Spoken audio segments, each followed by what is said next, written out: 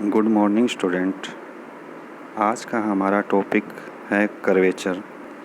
तो सबसे पहले हम पढ़ेंगे कि कर्वेचर या वक्रता किसे कहते हैं। उसके बाद वक्रता की परिभाषा, फिर वक्रता त्रिज्या और हमें वक्र किस प्रकार का दिया हुआ है उसके अकॉर्डिंग वक्रता त्रिज्या कैसे फाइंड करते हैं। तो सबसे पहले वक्रता त्रिज्या किसे कहते हैं।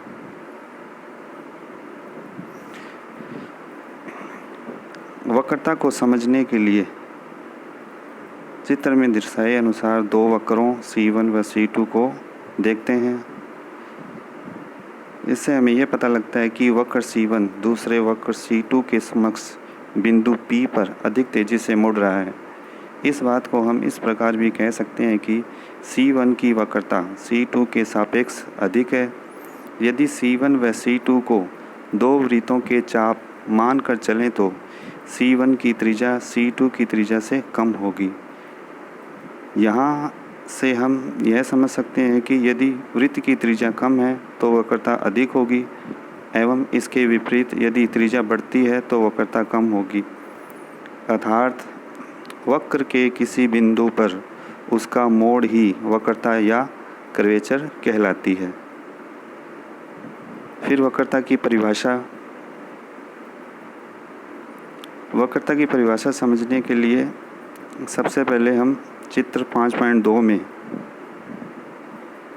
एक वक्र पर P व Q बिंदु जो कि दोनों समीप के बिंदु हैं एवं इन बिंदुओं पर वक्र पर खींचे गए अभिलंब परस्पर बिंदु N पर प्रतिच्छेद करते हैं। यदि Q बिंदु P के अधिक समीप चले तो माना ये अभिलंब N1 पर मिलते हैं। इस प्रकार जब Q बिंदु P की ओर अग्रसर होगा तो N1 की एक निश्चित स्थिति होगी, माना कि वह C है। तब बिंदु C वक्र के बिंदु P पर वक्र का वक्रता केंद्र कहलाता है। यहाँ हमें यह पता चलता है कि जैसे जैसे Q बिंदु P की ओर अग्रसर होता है तो N बिंदु C पर पहुँचता है एवं वक्र पर Q बिंदु P के बाईं अथवा दाईं ओर हो सकता है। CP दूरी का व्युत्क्रम रेसिप्रोकल वक्र के बिंदु P पर वक्र की वक्रता कहलाती है।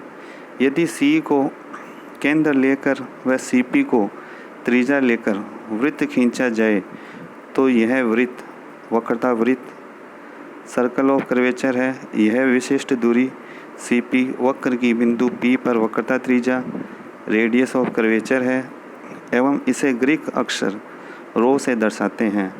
वक्रता वृत्त की P से खींची गई कोई भी जीवा वक्र के लिए P पर वक्रता जीवा कोड ऑफ कर्वेचर कहलाती है। यानी कि CP को अगर त्रिज्या मानकर कोई वृत्त खींचा जाए तो वह वक्रता वृत्त कहलाएगा, दूरी CP वक्रता त्रिज्या कहलाएगी और CP का व्युत्क्रम वक्रता कहलाता है।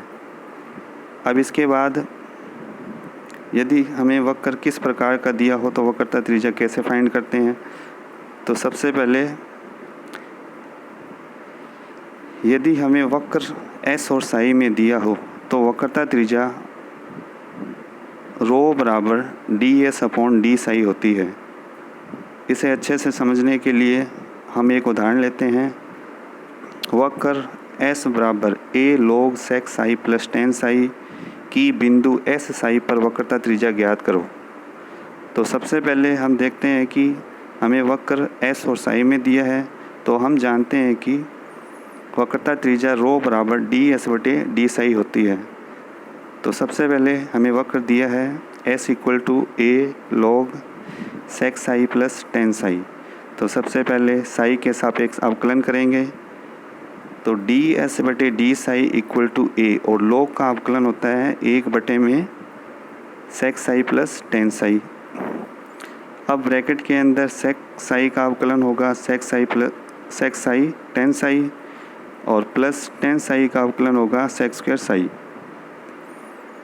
या ds upon D psi equal to a bracket के अंदर हमारे पास सेक्स आई कॉमन है, उसको बाहर ले लेंगे। ब्रैकेट के अंदर tan psi plus sec psi बचेगा और बटे में sec psi plus tan psi, दोनों सेम हैं, आपस में कट जाएंगे। तो हमारे पास रिजल्ट आएगा डी एस बटे d psi equal to a sec psi, जो कि हमारी वक्रता त्रिज्या है, इक्वल टू डी एस बटे d psi equal a sec psi. कहने का मतलब है कि हमें वक्र अगर एस और साई में दिया होगा तो उस समय वक्रता त्रिज्या रो का formula D S upon D Sai होता है। सबसे पहले वक्र एस का साई के सापेक्ष अवकलन करेंगे, उसे सॉल्व करेंगे और लास्ट में rho equal to D S upon D psi हमें वक्रता त्रिज्या प्राप्त होगी। इसी पर आधारित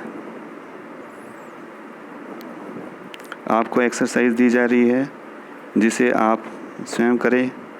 सबसे पहला क्वेश्चन है, निम्न वक्रों के बिंदु एस साई पर वक्रता त्रिज्या फाइंड करनी है। First question S equal to C tan psi, second question है S equal to A log cot bracket में पाई बटे 4 माइनस साई बटे 2। Thank you.